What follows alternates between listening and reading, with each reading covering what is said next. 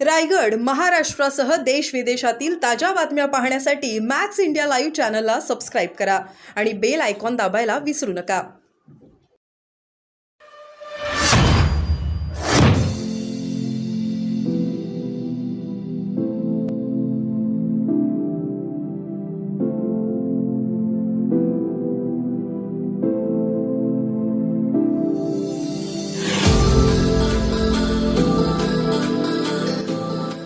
या निवडणुकीचं महत्व आपल्या समोर ठेवलं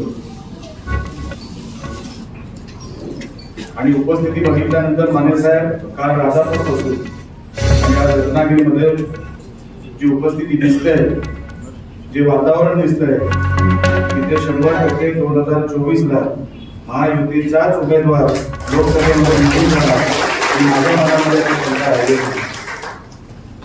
कारण का चित्रच तसं आहे. मागच्या 10 वर्षांमध्ये खासदार कोण हे दिल्लीला माहित नाही, खासदारांनी काम काय केलं हे जनतेला माहित नाही. असं कुठलं काम, आणि हा तर मतदारसंघ हा त्यातल्या त्यात इकडे कलेक्टर ऑफिस, इकडे एसपी ऑफिस, आपल्या रत्नागिरी जिल्ह्याची राजधानी म्हणजे हा मतदारसंघ. त्या मतदारसंघामध्ये खासदारांनी केलेलं काम आपण मला सांगावं, कारण का मी महिनाभर शोधतोय. मी एक वेगळी टीम, रिसर्च टीम ठेवली आहे साहेब, की आम्हाला खासदारांचं काम आम्हाला कोणीतरी शोधून दाखवावं. त्यांनी शोधून दाखवलं, त्यांना बक्षीस आहे, त्यांना बक्षीस आहे. आपल्याकडे असेल अलिमिया साहेब, आपण मला द्यावं. आपल्याकडे सगळी माहिती असते.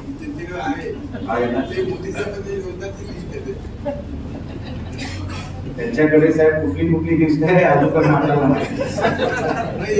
निवडणुका झाल्या, आपल्या निवडणुका झाल्या. खासदार घेऊन तेच मी सांगतो, त्यांच्याकडे नुसत्या खासदाराच्या नाही झाली लिस्ट आहे त्यांच्याकडे. होय ना, राजा म्हणून बोलले म्हणून अनुमोदन मिळालं, पत्रकारांनीच अनुमोदन. या मतदारसंघामध्ये काम करत असताना मी 3 निवडणुका याच रत्नागिरीमधून लढवलेल्या आहेत. या रत्नागिरी शहरामध्ये खास करून मुस्लिम समाजाने साहेब मला भरभरून प्रेम केलं. या शहरामध्ये तेव्हा साहेब काँग्रेसचे पण उमेदवार उभे होते आणि काँग्रेसचे उमेदवार उभे असताना त्यांना या शहरातून काहीतरी 6,000 मतं मिळाली. विनायक राऊतांना काहीतरी 12,500 मतं मिळाली, पण मला 10,500 मतं मिळाली फक्त फ्रीजवर अपक्ष उमेदवाराला. आणि तो सगळा परिसर मुस्लिम समाजाचा असा मागे उभा राहिला. काँग्रेसचा उमेदवार असून सुद्धा मला भरभरून मतं मिळाली. त्या मुस्लिम समाजाचं आपल्यावर प्रेम आहे, खरोखरच प्रेम आहे. कुणबी समाज, मराठा समाज, वाणी समाज, आपण कधी समाजाचं राजकारण केलं नाही, म्हणून कुठलाही समाज आपल्याकडे आदराने बघतो. त्याचं कारणच आहे आपण समाज कधी बघितला नाही, आपण कधी धर्म बघितला नाही. साहेबांची मानलेली बहीण फरीदा ठाकूर राजापूरला राहतात, ते साहेबांना राखी बांधते. त्या बिचाऱ्यांना चालता येत नाही, बिचाऱ्या कशा कशा येतात. त्यांच्या मानलेल्या बहीण फरीदा ठाकूर, त्यांनी जात धर्म पंथ वगैरे कधीच बघितले जात. माणसाला पोट एक असतं, पोटाला जात नसते, आणि त्या पोटाला रिकामं ठेवायचं नसतं. एवढंच फक्त मंत्र डोक्यात ठेवून साहेबांनी एवढी आणि महाराष्ट्राच्या कुठल्याही राजकारणाच्या तुम्ही राजकारणामध्ये जर तुम्ही कुठेही बघितलं तरी चालू ठेवू ना, तरी कुठेही बघितलं तरी राणे साहेबांचं नाव हे कुठल्याही जिल्ह्यामध्ये म्हणजे सहज त्याच्यामध्ये कधीही कोणाला ठीक आहे टीका करतील, विरोधक असतील, विरोधक टीका करत असतात, पण राणे साहेबांचे विचार, राणे साहेबांचं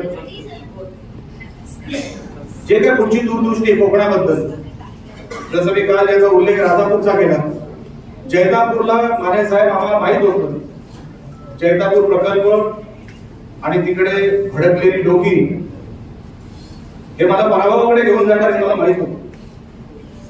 पण राणे साहेबांनी तडजोड केली नाही, आम्ही विचारांची तडजोड केली नाही. जर इथे जैतापूर आलं, इथे मोठ्या प्रमाणात रोजगार निर्माण होतील, इथे उद्योगधंद्यांचं जाळं बसेल आणि म्हणून पुढच्या 25-50 वर्षाचा डोक्यात विचार ठेवून राणे साहेबांनी काही झालं तरी चालेल, अहो मी तो मुलगा निलेश राणे पडला तरी चालेल, पण जैतापूर सारखा प्रकल्प जर चांगला असेल, पर्यावरणाला जर हानी पोहोचणार नसेल तर आपल्याला तो प्रकल्प हवा आहे. आणि म्हणून साहेब आमचा पराभव देखील झाला, तो प्रकल्प पण परत गेला आणि त्या वेळेपासून अनेक प्रकल्प आले आणि गेले. आपल्या रत्नागिरी जिल्ह्याला तसं काहीच मिळालं नाही. मी म्हणून आपल्याला हात जोडून विनंती करतो, माने साहेब बोलले ते खरं आहे, आपण आपापसातले वाद आता विसरले पाहिजे. माने साहेब या मतदारसंघामध्ये माझ्यासारखी टोकाचे वाद तर कोणीच केले नसते. मी 2019ला जेव्हा उभा होतो तेव्हा तर माझ्याबरोबर एवढं सैन्य पण नव्हतं, पण आम्ही टोकाचे वाद केले. समोर कोण आहे, कोणाची सत्ता आहे काहीच बघितलं नाही, जिंकायचं आहे आणि ते कसंही करून लढाईच आहे या फक्त विचार डोक्यात ठेवून आम्ही साहेब रोज बाहेर पडायचो, रोज केसेस व्हायच्या, रोज कोणावर तरी काहीतरी व्हायचं, पण आम्ही कधी डगमगलो नाही. टोकाचे वाद, खास करून याच मतदारसंघामध्ये टोकाचे वाद होते आमचे. पण आज परिस्थिती काय? आज देवेंद्र फडणवीस साहेबांनी, सन्माननीय राणे साहेबांनी दोन्ही बाजूची समजूत काढून की नाही आपल्याला मोदी साहेबांना जिंकवायचं, आपल्यासाठी मोदी साहेब महत्वाचे आहेत, मोदी साहेब जिंकले तर हा देश वाचणार आहे. आणि त्या भावनेमुळे दोन्ही बाजूला साहेब तलवारी मयान झाली. दोन्ही बाजू सांगण्यासारखं भरपूर काय, पण इतिहासात जाऊन कोणाला वर्तमान घडवता येत नाही खऱ्या अर्थाने. ठीक आहे, रेफरन्स घेऊन इतिहासाचा दाखला द्यायचा असतो, पण इतिहासामध्ये असंच झालं आणि म्हणून वर्तमानात पण ते असंच होणार असं कोण डोक्यात ठेवून कधी